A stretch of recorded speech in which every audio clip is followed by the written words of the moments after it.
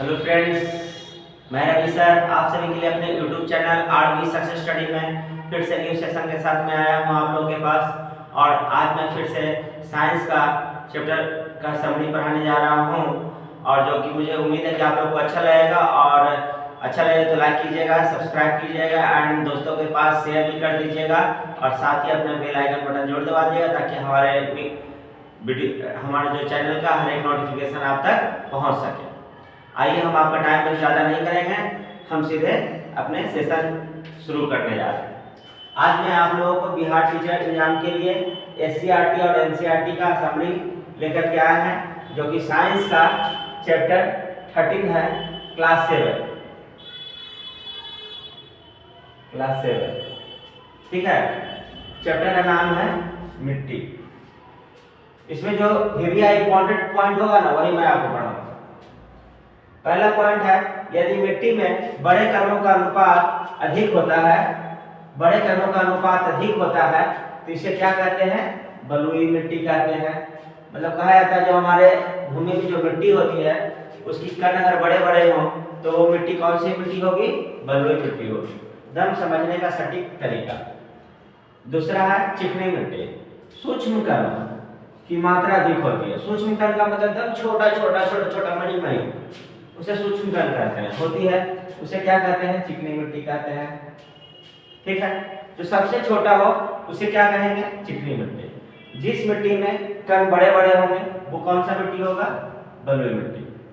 दोमट मिट्टी किसे कहते हैं? बड़े तथा छोटे कणों की मात्रा समान होती है।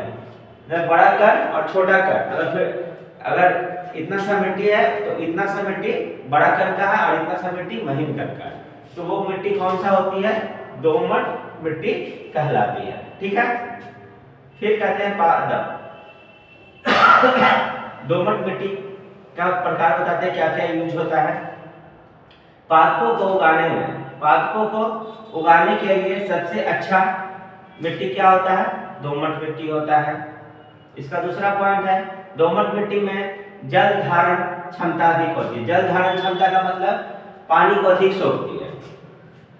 ठीक है, और तीसरा पॉइंट है इसमें, इससे क्या बनाया जाता है? खिलौना बनाया जाता है, बर्तन बनाया जाता है, मूर्तियां बनाई जाती है। किस मिट्टी से?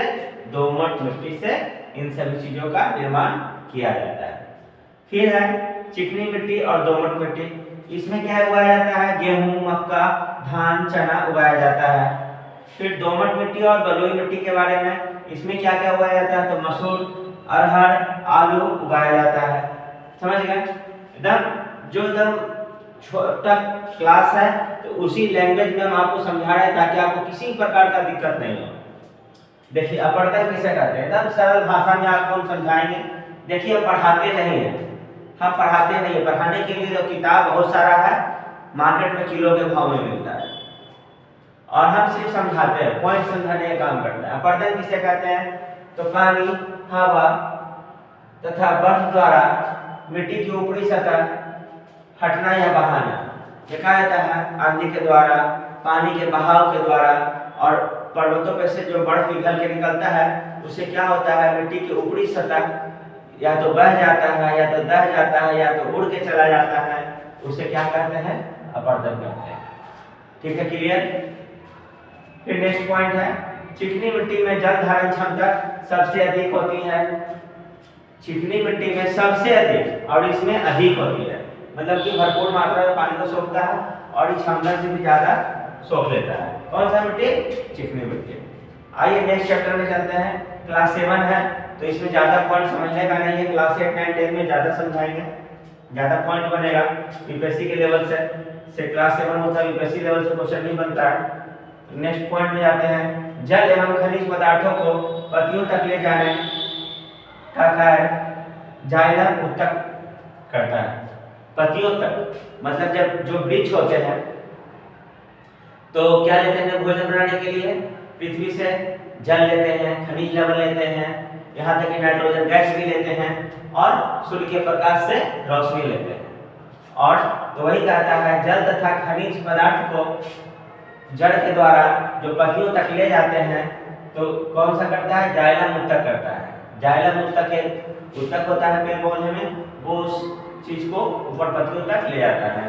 तथा भोजन का संवहन फ्लोएम द्वारा होता है। भोजन का संवहन मैंने जब पत्ती में जब भोजन बन जाता है तो सब पेड़ के सभी भागों में भोजन भेजने का काम कौन करता है? फ्लोएम करता है।